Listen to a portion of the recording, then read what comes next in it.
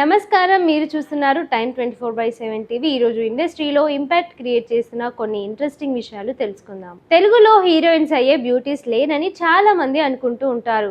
కానీ సరైన అవకాశాలు రాకపోవడం వల్లే తెలుగు అమ్మాయిలు పక్క భాషల్లో నటిస్తున్నారు. అలా ఎంట్రీ ఇచ్చింది తెలుగు సినిమాలోనైనా తమిళంలోనైనా బాగా గుర్తింపు తెచ్చుకుంది మధుశాలిని హైదరాబాద్లో జూలై 21, 1980న పుట్టింది. చిరంజీవి అందరివాడు మూవీతో నటిగా మారింది.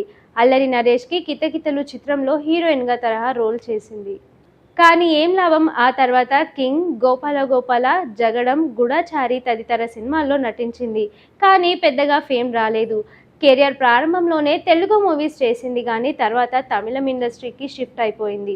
కమల్ హాసన్, విశాల్ తదితర హీరోలతో చిత్రాలు నటించినప్పటికీ ఓ మాదిరి గుర్తింపు తెచ్చుకుంది. హీరోయిన్ మెటీరియల్ అయినప్పటికీ ఎందుకో మధుశాలిని సరైన ఫేమ్ రాలేదని చెప్పుకోవచ్చు. ఇకపోతే 2022లో మలయాళ నటుడు గోపాల్ ఆనంద్ని పెళ్లి చేసుకుంది. ఇక తర్వాత యాక్టింగ్ పక్కన పెట్టేసింది. ప్రస్తుతం ఫ్యామిలీ లైఫ్ ఎంజాయ్ చేస్తుంది మధుశాలిని. చివరగా 9 అవర్స్ తెలుగు సిరీస్లో కనిపించింది. టాలీవుడ్లో ఎంతో మంది ముద్దుగుమ్మలు హీరోయిన్స్గా అలరిస్తున్నారు. గ్లామర్ నటనతో అట్రాక్ట్ చేసి కొంతమంది మాత్రం స్టార్ హీరోయిన్ రేంజ్ను దక్కించుకున్నారు. కానీ హీరోయిన్గా తమదైన ముద్ర వేశారు. ఇలాంటి వారిలో ఒక beautiful heroine Madhu Shalini. Nagarjuna king సినిమాలో ఎంత పని చేస్తేవిరో స్పెషల్ సాంగ్లో ఆడి పాడింది మధుశాలిని. ఆ పాటతో మంచి గుర్తింపే తెచ్చుకుంది.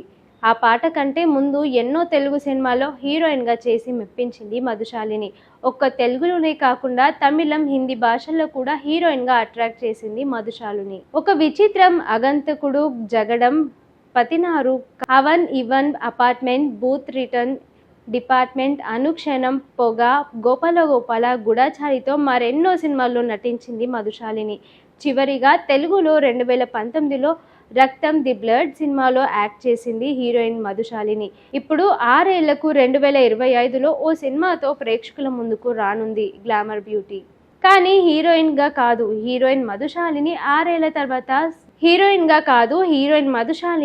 ఏళ్ల తర్వాత సమర్కురాలిగా రీ ఎంట్రీ ఇస్తోంది.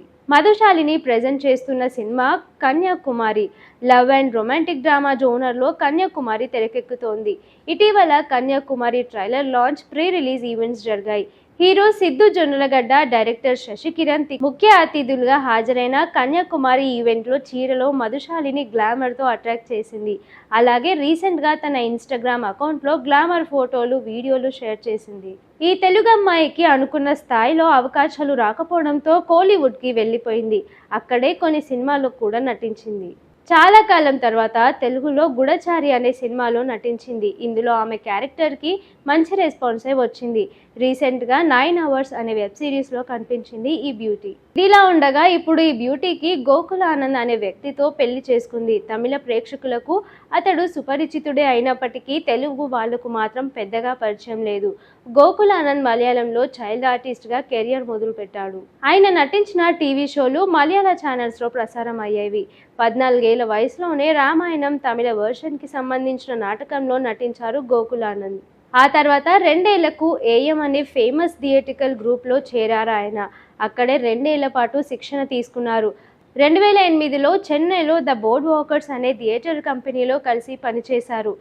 యాక్టర్ అవ్వాలనే కోరికతో BAలో యాక్టింగ్ కోర్స్ చేశారు.